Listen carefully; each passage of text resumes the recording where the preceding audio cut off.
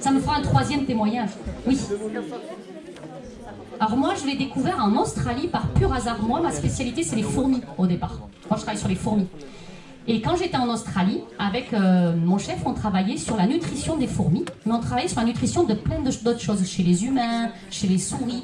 Et lui, il avait envie d'étudier la nutrition chez un organisme extrêmement simple, composé d'une seule cellule.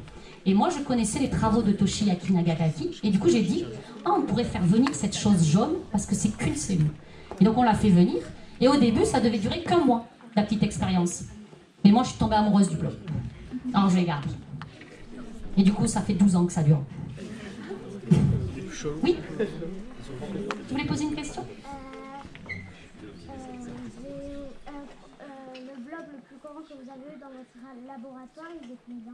Alors, nous, on n'a pas fait des gros records, mais on a fait déjà des blobs de 1 mètre carré. Quand on faisait le film, le documentaire, on en a fait un de 1 mètre carré. Ça fait pas beaucoup quand même. Mais en réalité, si je fais fusionner tous les blobs que j'ai à mon laboratoire, j'aurai un blob bien plus grand parce que quand on faisait les kits pour derrière le blob la recherche, mon étudiante Émilie, à un moment donné, elle avait plus de 400 blobs gros comme ça. Donc si on les avait mis côte à côte, ça aurait fait un énorme blob. Oui. Oui, maintenant, ce que j'aime bien, c'est l'interaction des blobs avec les autres organismes. Donc par exemple, en ce moment, avec une collègue à Albi, dans le Tarn, on regarde comment le blob interagit avec des organismes, des petits vers, parce qu'on a observé que le blob, il avait quand même un système de défense.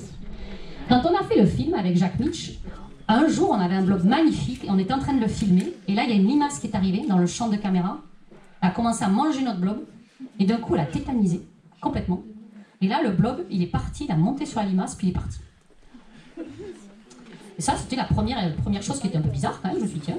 Et puis une deuxième fois, mon étudiant Thiago, qui a beaucoup travaillé sur les blobs, qui avait toujours les mains dans les blobs, il vient me voir un jour, il me dit, je sens plus trop le bout de mes doigts.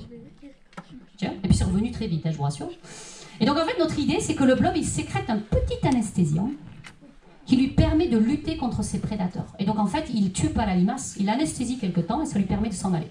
Et donc en ce moment, on étudie l'interaction du blob avec d'autres organismes. Mais on reste quand même toujours sur le blob. Il y a tellement de choses à découvrir sur le blob. Oui?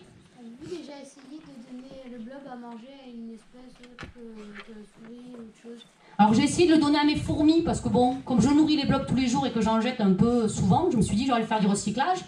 Je vais donner mon blob à des fourmis. Elles n'ont pas du tout aimé. En fait, il n'y a pas beaucoup d'organismes qui aiment les blobs à part les limaces.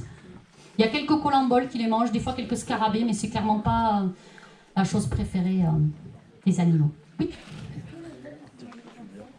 Non, le blob il mange que des toutes petites particules parce qu'il n'a pas de bouche. Et donc en fait il mange avec sa membrane, il engouffre les particules alimentaires, il les met dans son corps, après il les digère, puis après il les réouvre comme ça. Tout est rejeté à l'extérieur. Donc il peut prendre que des petites choses. Oui? Est-ce que c'est possible que le blob il se propage sur un humain ou genre ça peut le tuer? Alors il faudrait rester dans le noir et avoir la peau mouillée tout le temps. Et au pire, il mangerait juste le microbiote, en fait, les petites bactéries qui vivent sur notre peau, mais c'est tout. Aucun risque, honnêtement, aucun risque. Oui?